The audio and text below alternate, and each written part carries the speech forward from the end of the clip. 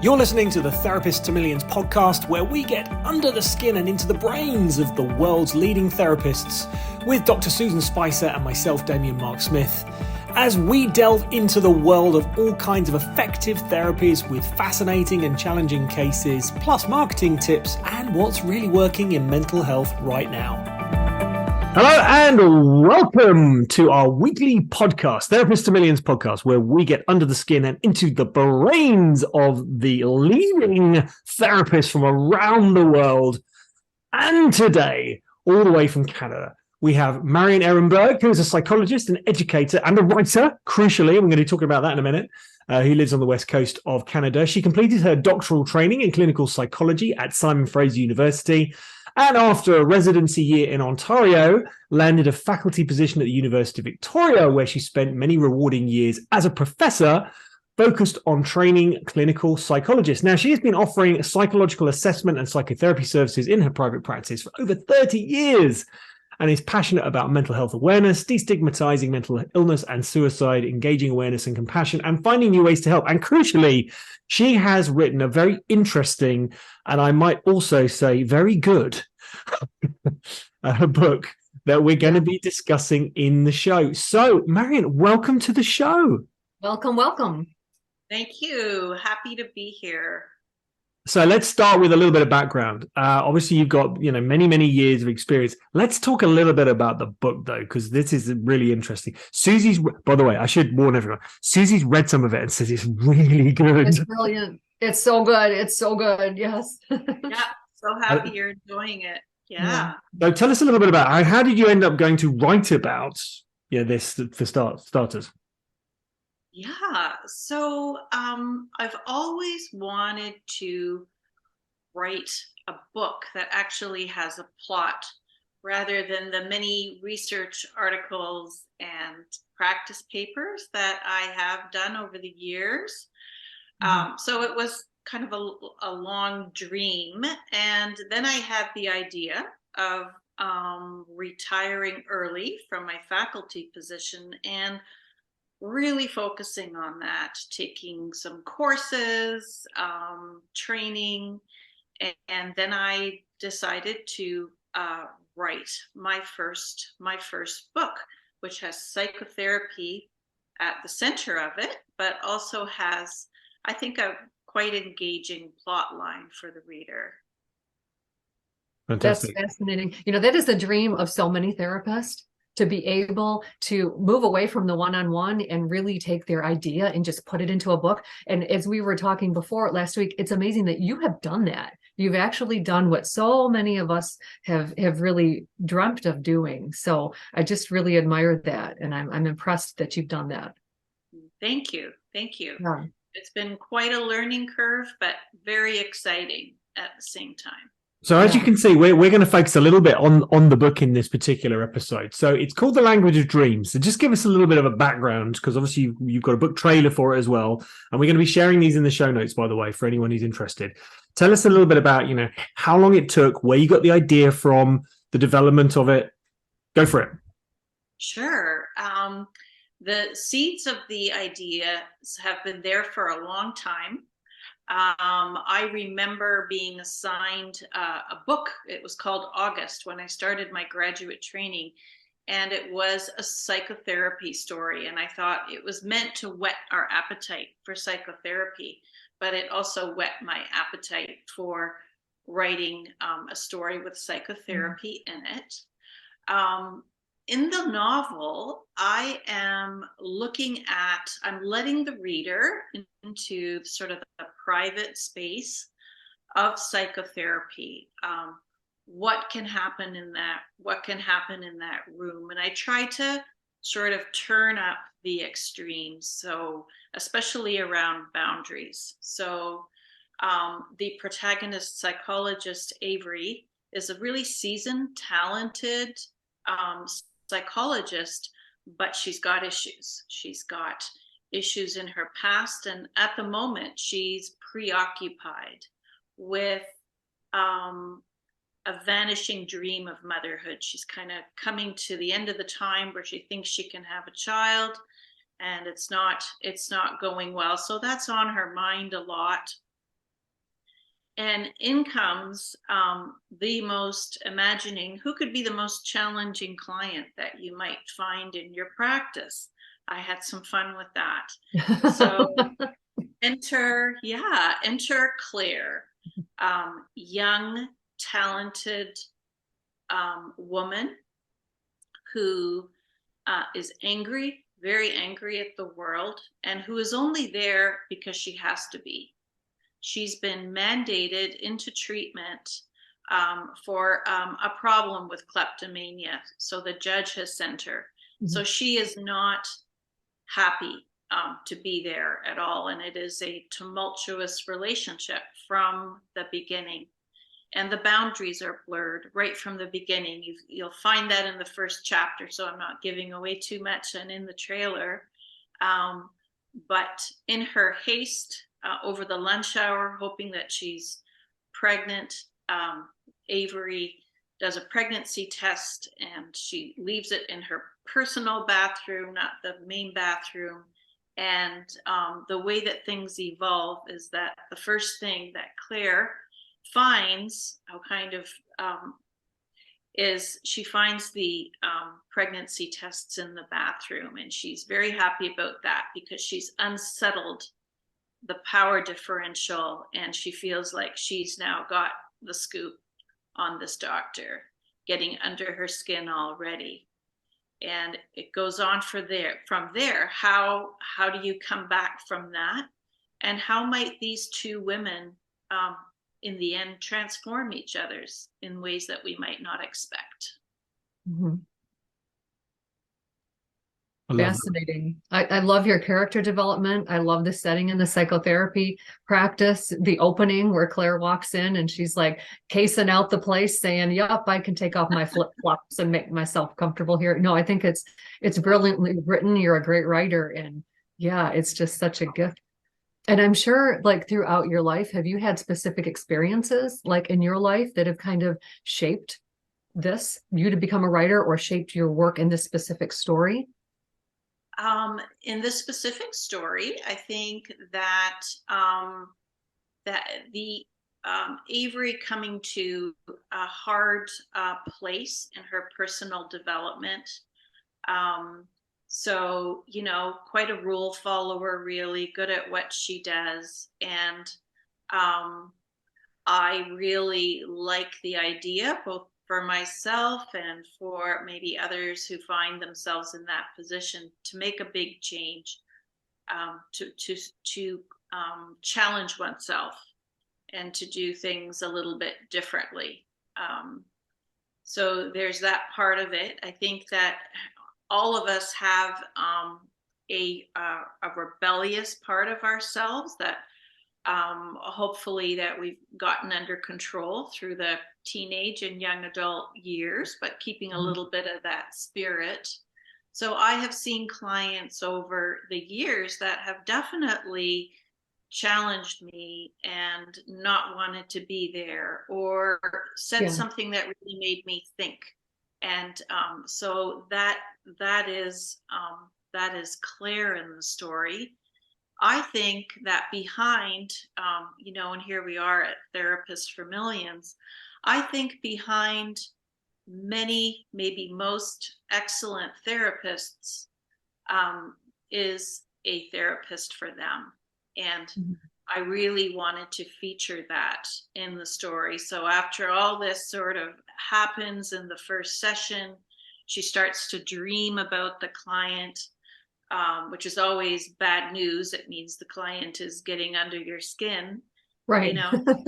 Here I go again. And off she goes back to her own psychotherapist's couch, who's known her over time and has helped her at the most difficult points in her life. So I wanted to build that into the story.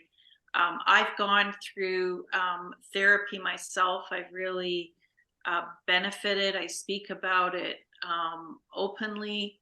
And so I was also trying to, kind of destigmatize that in the story, that it is a natural place for a therapist to go. It doesn't mean they're not doing their job or they're losing control, although Avery does question at some points whether she is kind of losing her mind over the situation. Mm-hmm. Love Interesting. That. Yeah, I love that. That's such a common theme too. Therapists needing to take care of themselves and therapists needing their own therapist.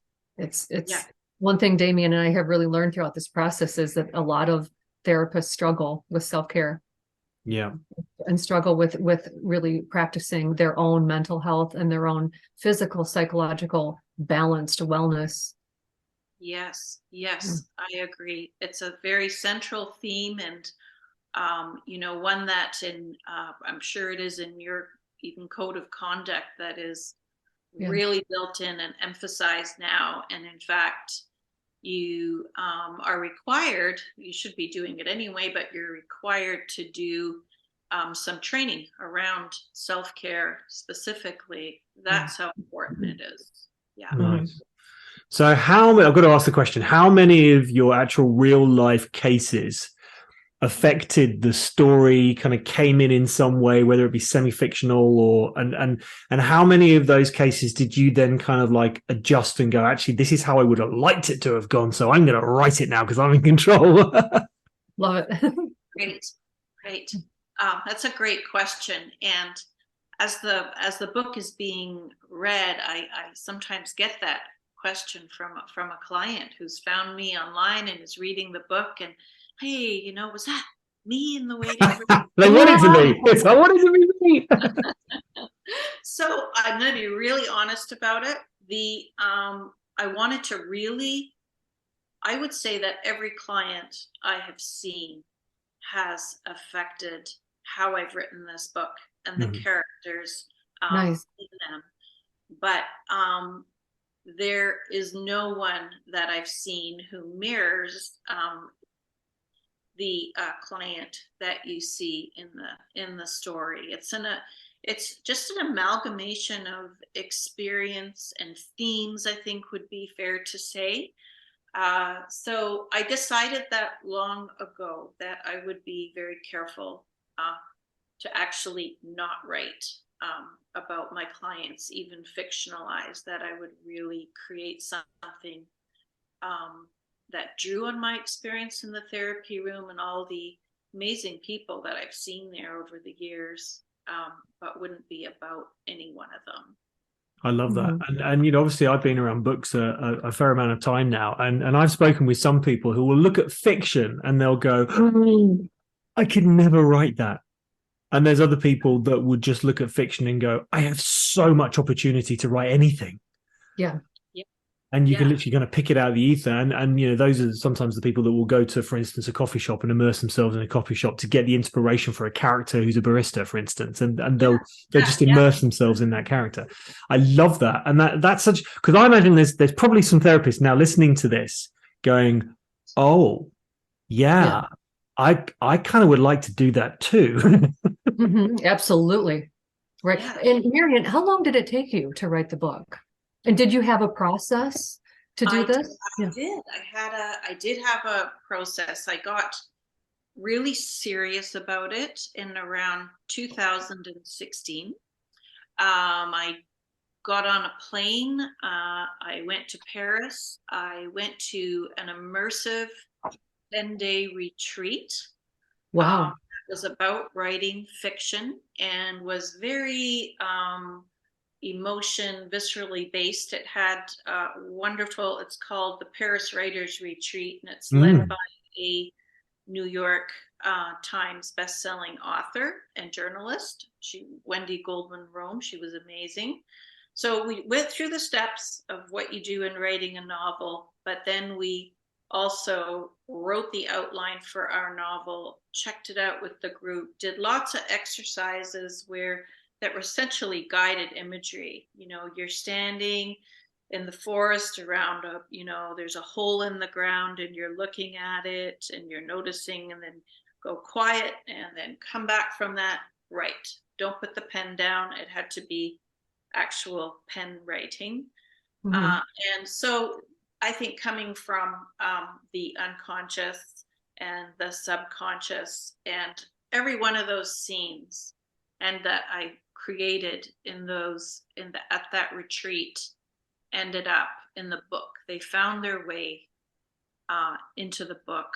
And another part of my process that's really important, and it's kind of reflected in the title as well, is there's a lot of dreams and dream analysis in my book. What I would do is, when I got to the end of a particular scene and I couldn't really see where the next scene would be, I would just kind of meditate on that when I fell asleep. And often I would either dream about the next scene, or I would wake up in the morning and I would know where to go next. So I really sort of trusted that inner process to guide me, and it was interesting. It was a lot of fun that way too. And this is happening in the book as well. Avery is dreaming, and Claire is painting and dreaming. She's a lucid dreamer in the book. It's her way of trying to recover the parents that she lost in childhood. She's trying to dream lucidly and find clues about them. I love that. Well, what I'm really kind of getting excited about here is almost like this, when people write crime thrillers, for instance, they kind of immerse themselves into, everything that happens for like that to take place. So, they'll study the police, they'll study investigators, they'll study, crime scenes, etc. As psychologists, as people that understand the brain, you're going to go in that step further. It's like, what's actually going on inside a person. Right. I love this. It's Right. so cool. Yeah. That's amazing. Yeah, it really is. It adds sort of another layer to it. And one of the most important techniques that I learned through the various courses and trainings is that writing is really like character acting. And so when I'm writing a scene that's from the perspective of Claire, as close as I can get to it, I become Claire. Wow. I use the language that she would use. I try to see things the way that she would. And when I'm, in Avery's head, I have a different perspective. So I thought it was such a good tip to basically go into character the way that some of our favorite actors do, and, just immerse and become that person so that you can write from that perspective. I love that. That's fascinating. And all of your research too, as a clinical psychologist, feeds into that too. Your research as to what a patient like Claire would look like, act like, sound like, how she would behave is all from your doctoral training. And and of course, Avery, what Avery would do, and like Avery's perspective as a psychologist sitting across the couch from her, sitting across the room, right, from the perspective of the doctor. Yes. And I think that's what I'm also trying to offer to therapists, but to people who love psychological fiction, maybe people who haven't been through psychotherapy and maybe find that idea a little bit threatening. I can offer something that is really authentic. Yeah. I know what I know how to do this, and I know what I would say, and I know how, for the outer world, how obnoxious and challenging a Claire could be.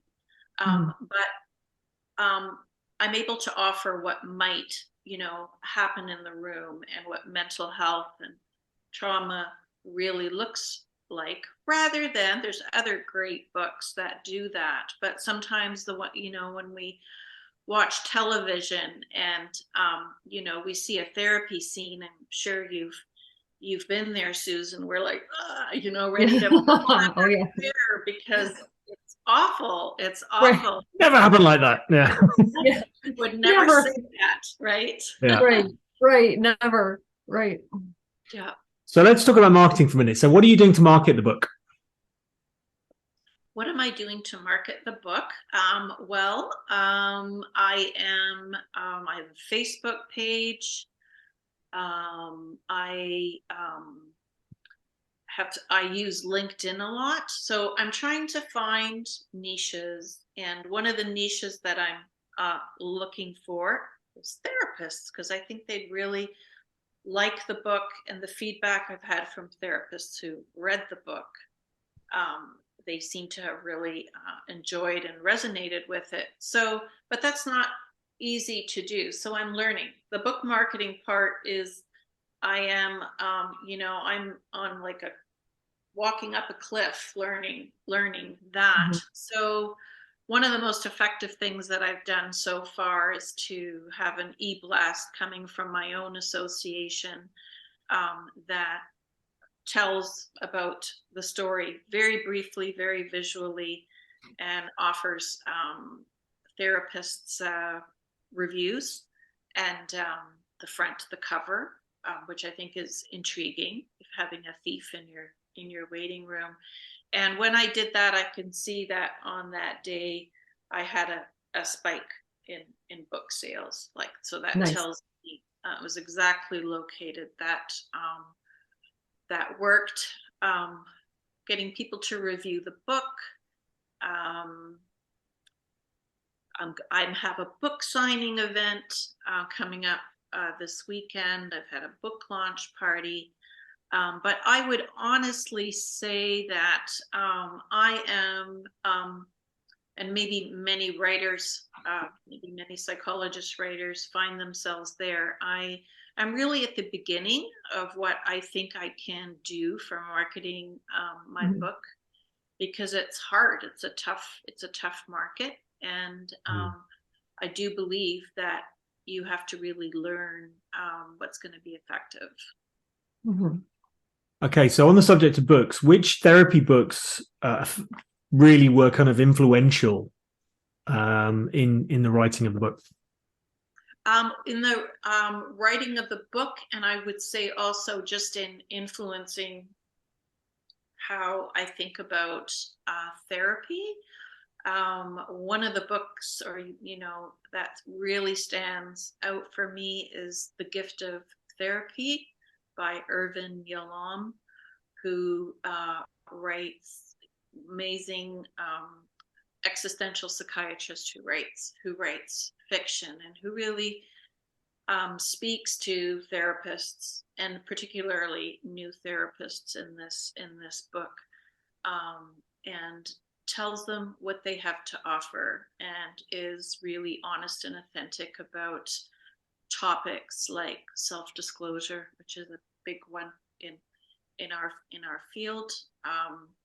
So that is that was a very important book, an early important book that shaped my framework for therapy, having been trained psychodynamically originally, was a book by a psychologist called Sheldon Cashton, and the book was called Object Relations Therapy, Mhm. Learning to Use the Relationship.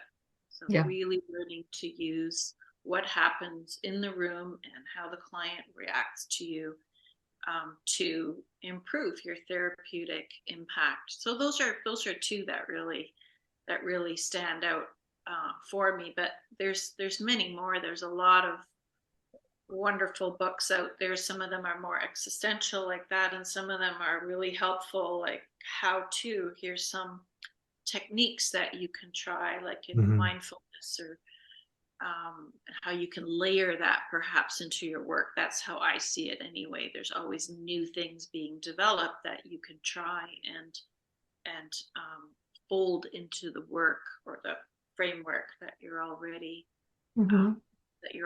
working from. Yeah. Absolutely. Yeah. Yeah. Sheldon's work on object relations theory, and Bowlby and Ainsworth's work on attachment theory, a lot of those could be really, really good foundational material for Yes. you. Yeah. And what about non-therapy books? Like, have any of those played into your paradigm and how you write? And do you have favorites in the Um, non-therapy? I do have some favorites. So one that I always come back to, and it's it's terribly sad story, but still breaks my heart every time, is Sophie's Choice. Oh yeah, absolutely. Yeah. Mm-hmm. 1989. And I was kind of just reflecting on why am I so drawn to this book? And I think it's just it's a beautiful and sad depiction of how trauma can impact a person, and that being, you know, Sophie, and how she tries so hard to recreate her life, and also shows unbelievable resilience in how she managed all that she had to go through, you know, during the Holocaust. And I think it's coming back to me again now, to be honest with you, with the rise of anti-Semitism. So I think books that tell the story of the Holocaust within it, I think are really important, and that do so from a really close personal perspective, which I think the writer really did beautifully, and the film was pretty amazing as well. Mm-hmm. So that's one that stands out. I love the works of Anita Shrev, who Shrev, that author, and she Surfacing is one of her books. I think that's another one is called something like The Quiet of the Night, and she is, I think, really excellent at depicting women and women's relationships, not just marriages, but friendships, and really uncovers that, and usually in a very twisty and interesting plot line. So those are some of the ones that come to mind reading. Fantastic. Yeah, a really good book right now that I'm about halfway through, that I'm really loving. And just briefly, it's called A Time of Light and Shadow, and it's written by a Vancouver Island writer, and it's a memoir of her work as traveling through the world as a Red Cross nurse, and all the things that happened on her journey. She's retired now, so she's taken to writing. Yeah, always new good books to read. Yes, always. Any thought about The Language of Dreams having a sequel? Absolutely. I've written the first scene. Oh, good. Okay, nice. Yeah, and I'm really excited. I have my own ideas that have been percolating, and I'm really excited by starting to get feedback from people who have read and saying, so, you know, how is this gonna go on? How can she go on like this? I have to be very careful here. No spoilers, and that is just encouraging me more. Right. To keep telling more of what happens to these two interesting women that are at the center of the story. I love it. Fantastic. Now, I want you to put your fictional character shoes on, and I want you to, as the fictional psychologist, give your views on the top tip in mental health right now in the world. That's such a great question. My top tip, and it comes up all the time in my therapy sessions of late, is that people are really overwhelmed by all the things that are happening in the world that are fairly disturbing, like what's happening in the Ukraine, for example. And what my tip is to limit your exposure to these traumatic images. Read a summary instead. It's bad enough as it is.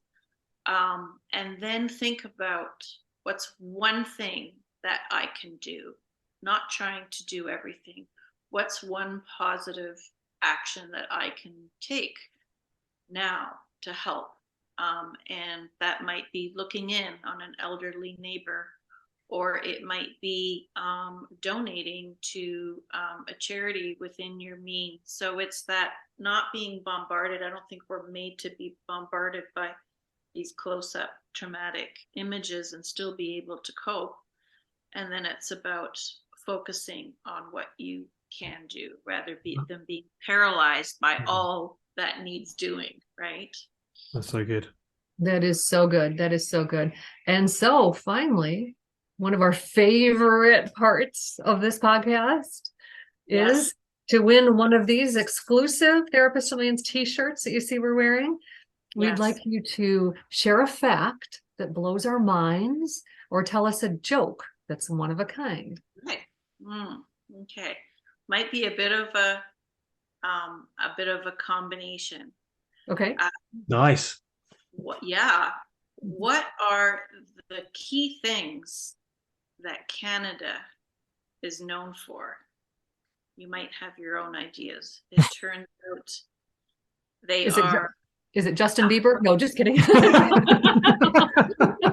Yeah, he's pretty great. I like Justin Bieber. He is great. Yeah. Yeah. That would be up there. Yeah.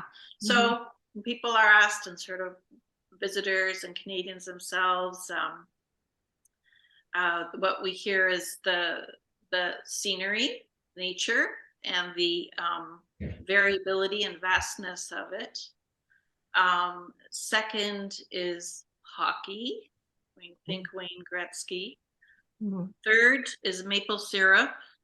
And then the fourth is extreme politeness. I'm very sorry to tell you. I love it.